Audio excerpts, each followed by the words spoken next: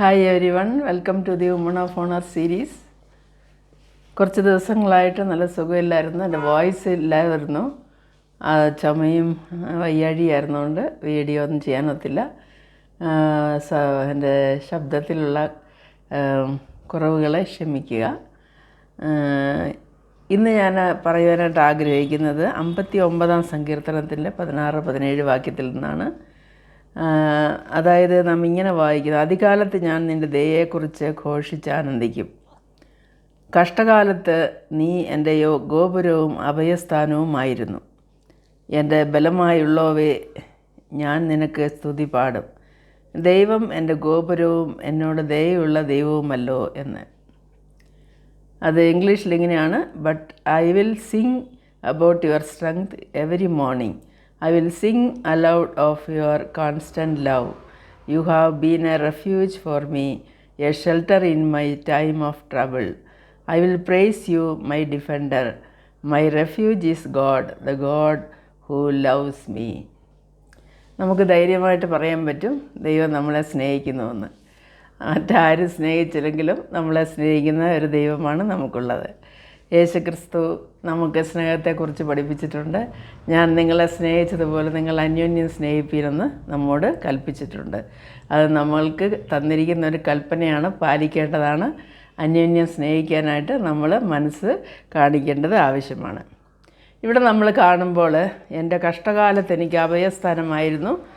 ആ ദൈവത്തെ രാവിലെ തോറും അതികാലത്ത് ഘോഷിച്ച് ആനന്ദിക്കുമെന്നാണ് ഇവിടെ പറയുന്നത്. നാം പലപ്പോഴും മറന്നു പോകാറുള്ളൊരു കാര്യമാണ് ഉച്ചത്തിൽ സ്തുതിച്ച് പാടുവാനായിട്ട്. അതുതന്നെയല്ല, അങ്ങനെയുള്ള ഒരു അവസരം നമുക്ക് ലഭിക്കുമ്പോൾ നമ്മളെ തന്നെ മറന്ന് നമുക്ക് ദൈവത്തെ സ്തുതിച്ച് ഉച്ചത്തിൽ പാടി ആനന്ദിക്കുവാനായിട്ട് സാധിക്കും എന്നുള്ളതാണ്. അവൻ്റെ ദയയെക്കുറിച്ച്, അവൻ്റെ സ്നേഹത്തെക്കുറിച്ച് ദാവീദ് അവൻ്റെ ദൈവത്തിൻ്റെ ബലം അനുഭവിച്ചറിഞ്ഞവനാകൊണ്ടാണ് അവൻ ദൈവത്തിന് സ്തുതി പാടുമെന്ന് പറയുന്നത്. പിതാവായ ദൈവത്തിൻ്റെ സ്നേഹം ഓർത്താൽ സ്വന്തം പുത്രനെ ആദരിക്കാതെ മനുഷ്യവർഗത്തിൻ്റെ നന്മയ്ക്ക് വേണ്ടി, വീണ്ടെടുപ്പിന് വേണ്ടി, വിടുതലിന് വേണ്ടി, രക്ഷയ്ക്ക് വേണ്ടി ഏകജാതനെ തന്നെ നൽകുവാൻ മടി കാണിക്കാത്ത സ്നേഹമാണ് നമ്മുടെ പിതാവായ ദൈവത്തിന്. ഇത്ര വലിയ സ്നേഹം നൽകുവാൻ പ്രേരിപ്പിക്കുന്ന ശക്തി എന്താണ്? അതെ, അവൻ്റെ സ്വന്തം സ്വരൂപത്തിലും സാദൃശ്യത്തിലും സൃഷ്ടിച്ച മനുഷ്യൻ പാപത്തിനടിമയായി നഷ്ടപ്പെട്ടു പോകുന്നത്, പിശാചിനാൽ പീഡിപ്പിക്കപ്പെട്ട് പരീക്ഷിക്കപ്പെട്ട് നരകതുല്യമായ ജീവിതത്തിന് ഉടമകളായി ഈ ലോക ജീവിതം നയിക്കുന്നത് പിതാവിന് സഹിക്കുവാൻ കഴിയുന്ന കാര്യമല്ല. അവൻ രക്ഷയ്ക്കായി പല പദ്ധതികളും നൽകി. എന്നാൽ ഇതൊന്നും പാപത്തിന് പരിഹാരമോ ജീവന് രക്ഷയോ ഉതകുവാൻ സാധിക്കാതെ വന്നപ്പോഴാണ് ദൈവം നമ്മുടെ രക്ഷയ്ക്ക് വേണ്ടി ഒരു പ്രവാചകനിൽ കൂടി അരുളി ചെയ്തത്. ഒരു ശിശുവിന് പിറക്കുമെന്നും അവൻ മനുഷ്യൻ്റെ ഇഷ്ടത്താലല്ല മറിച്ച് ദൈവ ഇഷ്ടത്താൽ ജനിച്ചവനാണെന്നും നമുക്ക് പ്രവാചകനിൽ കൂടി അരുളി ചെയ്ത് അനേക വർഷങ്ങൾക്ക് ശേഷം അത് സാധ്യമായി. ഈ ലോകത്ത് നമുക്കായി, നമ്മുടെ രക്ഷയ്ക്കായി യേശു പിറന്നു. ഇന്ന് ഇമ്മാനുവേലായി നമ്മോടൊപ്പം ജീവിക്കുന്നവനാണ്. അവൻ ചങ്കിലെ അവസാന തുള്ളി രക്തം വരെയും നൽകിയവനാണ്. മനുഷ്യന് വേണ്ടി ജീവിച്ച് മരിച്ചവനാണ്. വിശ്വസിച്ചാൽ ഏത് പാപിക്കും രക്ഷ ദാനമായി നൽകും. ലോക അവസാനത്തോളം കൂടെ ഇരിക്കുന്നവനാണ് അവൻ, വഴിയിൽ വിട്ടിട്ട് പോകുന്നവനല്ല എന്ന് അരുളി ചെയ്തിട്ടുണ്ട്. അവനെ അന്വേഷിക്കുന്നവർക്ക് കണ്ടെത്താവുന്ന ദൂരത്ത് ആണ് അവനുള്ളത്. അത് നമ്മൾ എങ്ങനെ അവനെ കണ്ടെത്തണമെന്ന് ചോദിച്ചു കഴിഞ്ഞാൽ നമ്മൾ അത് നമ്മളുടെ ഹൃദയത്തിൽ നിന്ന് അവനെ അന്വേഷിക്കണം. നമ്മുടെ ബുദ്ധിയിൽ നിന്നല്ല, നമ്മളുടെ ആത്മാവിൻ്റെ നമ്മുടെ ഹൃദയത്തിൽ നിന്നും അവനെ മാനിക്കുവാനവനെ അവൻ മാനിക്കുമെന്നാണ്. അപ്പം നമ്മുടെ ഹൃദയത്തിൽ നിന്ന് നാം അവനെ അന്വേഷിക്കണം. അവനാണ് നമ്മുടെ ദൈവമായ യേശുക്രിസ്തു. നമ്മൾ ചിന്തിക്കുകയാണെങ്കിൽ ഉച്ചത്തിൽ പാടി സ്തുതിക്കുന്നതിനെ കുറിച്ചൊക്കെ നമ്മൾ പറഞ്ഞു. നമ്മളുടെ പൂർവിക പിതാക്കന്മാരൊന്നും വലിയ വിദ്യാഭ്യാസമോ സൗകര്യങ്ങളോ ഇല്ലാതിരുന്ന കാലത്ത് ജീവിച്ചിരുന്നവരാണ്. എങ്കിലും അവർ ദൈവത്തെ വിശ്വസിച്ച് അവരുടെ തലമുറകൾ അനുഗ്രഹിക്കപ്പെട്ടു. അവരുടെ കൊച്ചുമക്കൾ അനുഗ്രഹിക്കപ്പെട്ടു. അവരുടെ നാവിന്മേൽ ദൈവത്തിൻ്റെ നാമം ഉണ്ടായിരുന്നു. നമ്മുടെ ഇന്നത്തെ തലമുറയെ പരിശോധിച്ചാൽ മദ്യത്തിനും വെറിക്കൂത്തിനും അതുപോലെ തന്നെ ലോക ആഡംബരങ്ങളിലും ലോകത്തിൻ്റേതായ മായയിലും പെട്ടുപോയി അങ്ങനെ കാലം കഴിക്കുന്നവരായി കാണാറുണ്ട്. ലോകത്തിൻ്റെ മോഹങ്ങളിലാകപ്പെട്ട് മെറ്റീരിയലിസ്റ്റിക്കായിട്ട് ഈ ലോകത്തിൻ്റെ എല്ലാ മായയിലും അകപ്പെട്ടു പോയവർ കുറവല്ല. ഒരു കാര്യം നാം മറന്നു പോകരുത്. എന്നാൽ നാം പലപ്പോഴും അത് മറന്നു പോകുന്നു. ഇതിലാരെയും കുറ്റം പറയുകയല്ല. ഇന്ന് കുടുംബ പ്രാർത്ഥനകളിൽ നിന്നുപോയ സമയങ്ങളാണ്. മക്കളോട് പ്രാർത്ഥിക്കാൻ വിളിച്ചാൽ മാതാപിതാക്കളോടൊപ്പം ഇരുന്ന് പ്രാർത്ഥിക്കാറില്ല. രാവിലെ പ്രാർത്ഥന ഇല്ല, പാട്ടില്ല. എന്തിന്? 8 മണി കഴിഞ്ഞ് എഴുന്നേൽക്കുന്ന എത്രയോ മക്കളാണ് ഇന്നുള്ളത്.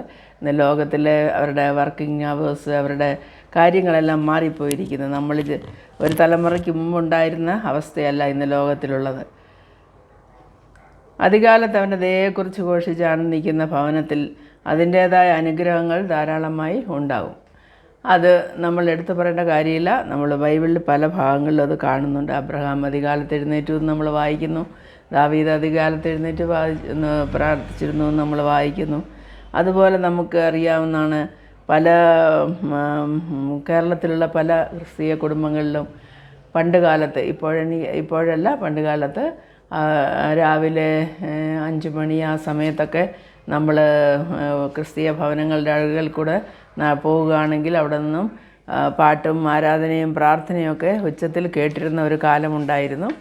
എന്നാൽ ഇന്നിപ്പോൾ കാസറ്റ് വഴിയും അതുപോലെ റെക്കോർഡായിട്ടുള്ള പാട്ടുകളൊക്കെ കേൾക്കാൻ പറ്റും. എന്നാൽ മനുഷ്യൻ്റെ അതരത്തിൽ നിന്നുള്ള സ്തുതിപ്പും അവൻ്റെ ആ ഒരു